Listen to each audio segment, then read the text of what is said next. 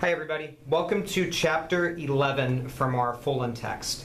I think this is a good chapter to discuss because this is our transition to the end of the course where we're really looking at large school district reform. We've looked at concepts, we've looked at state level reform, we've looked at building level reform. Now we're going to start looking at district reform. One of the takeaway messages that you have to keep in mind, and I do not want you to lose sight over, is the fact that we're going to be doing these research, and we're going to be looking at this really in the form of large scale reform. Some of your Tulsa districts are turning into this, but when you're looking at these models, these are huge districts, hundreds of elementary schools, multiple high schools, multiple middle schools. But what's interesting and why I like this chapter is it looks at the fact that this was a reform that took place over a 5-year period of time because it was a sustainable reform. So I think it's good because it becomes more than just a snapshot and we can actually look at it for sustainability purposes. So anytime you hear Fullan, one of the things that Fullan has context with, Fullan is big with this. Fullan is big with a lot of work in Toronto. So if you're looking for videos on Toronto, you're going to find that Fullan's work really took place in Toronto. So he went in there and he said that we're going to do the following tasks. We're going to articulate a clear vision. We're going to develop a system-wide comprehensive plan. We're going to look at data. We're going to build administrator capacity so that everybody can be using literacy, and we're going to track professional learning communities at every level. The one thing that I want to say is this idea that we've said all of these things throughout the class. What makes this interesting, though, why I think it's different, is that we're looking specifically at literacy. So the plan and the framework is going to be to improve literacy under this model.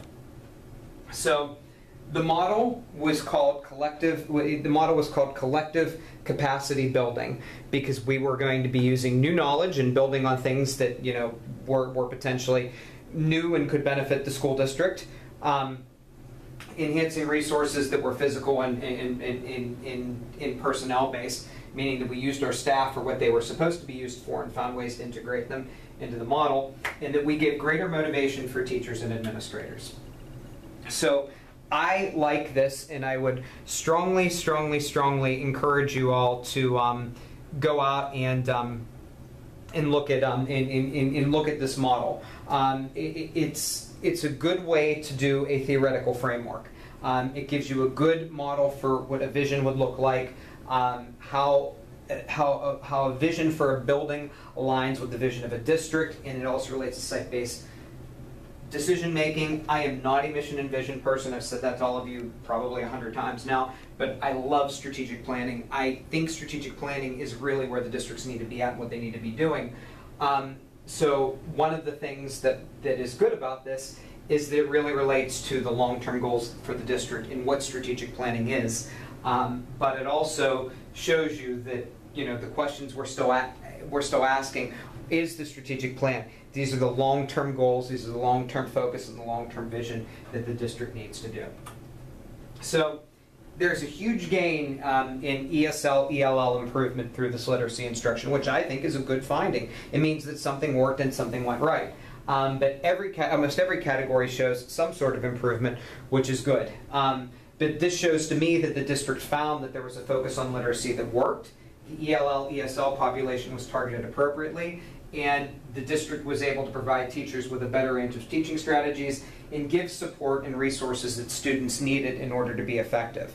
I think that's good, and it's worth looking at the table to show the gain on ELL, ESL, which is important if we're looking at literacy. In the master's program, I love the book Good to Great. I always encourage people to read it. It used to be required and used in our leadership theory class. It has since been removed, but I think it's a great book. I think the main findings from Good to Great are significant. We need more leaders that can build enduring leadership to help future leaders. That's my idea, and that's my mission and vision of succession planning, why I do the work that I do.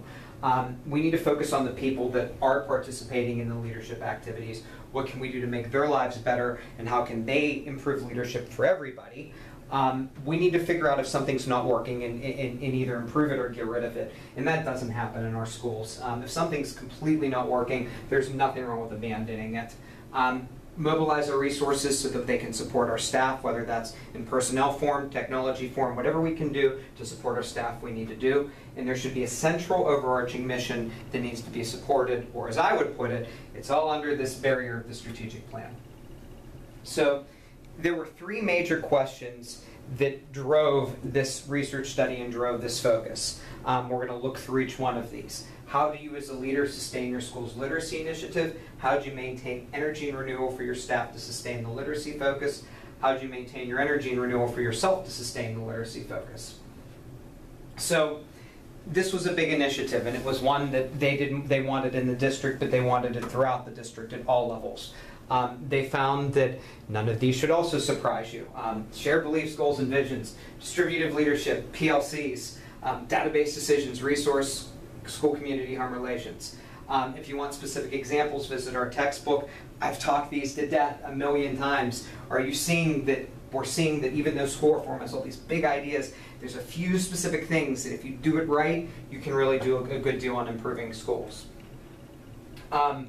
If high expectations were constantly expressed to staff, they were more likely to engage in decisions that impacted high expectations.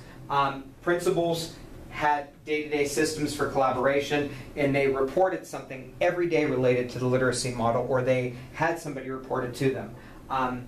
They knew that the data was going to be on literacy, and the teachers knew it, they were aware of it, so were the principals. They gave supplies and literature for the teachers physically to use in the classroom, and they also gave supplies that could be used for parents as well. And that was the home-school relationship that only a few mentioned that was useful, but I always encourage it, and I say that's kind of one of the latter things that you look at. So there were a lot of reports on culture being important. You wanted to see kind of what was sustainability in terms of culture, personal renewal and challenge, passion expressed is student success, and the social bias of sustainability. Everybody believed in it and knew that it had to sustain. You can't lose sight of culture. I mean, you were at Oklahoma State. Culture is a big deal, and it's a big idea here, so that shouldn't be lost on this group as a whole. So how to sustain, and I copied this down word for word, and I think we should at least briefly look over each one of these and talk about them. Sustainability is about establishing conditions for continuous student improvement. The innovation itself is there for student improvement. It's there to make the students feel more comfortable in what they're doing. It's there to improve instruction. It shouldn't be just there as a one-shot deal. It has to make the students improve. Sustainability needs system leaders and school leaders on the same agenda. That one is more than a no-brainer. You have to know that the building leader and the district leader has to believe the same thing and be on the same page. You wish it and you hope for it. You have to make sure that people are testing, putting pressure on each other. If something's not working at the building level, there is comfort where the building level can go to the district and say, hey, this isn't working, help me, support me, or this is garbage, we're throwing it out. This is a huge, huge, huge idea in these large school systems because a lot of the building principals don't feel empowered to be able to do this kind of thing. We know what happens if leadership has been stable and there's stability in leadership, and we've talked about that. But a lot of this work doesn't really necessarily look at what happens when state leadership changes direction and focus or district leadership changes. And I value that significantly. This is my work. This is my succession planning stuff that I believe so much in, and I think that matters. So the next chapter is even quicker. We're going to look at instructional core. We're going to be a quick snapshot of what instructional core looks like. It's going to be very minimal context, but it's going to give you another quick perspective on a larger scale study. So let me know if there's anything I can do to help, and I hope you got something out of the lecture. Thank you.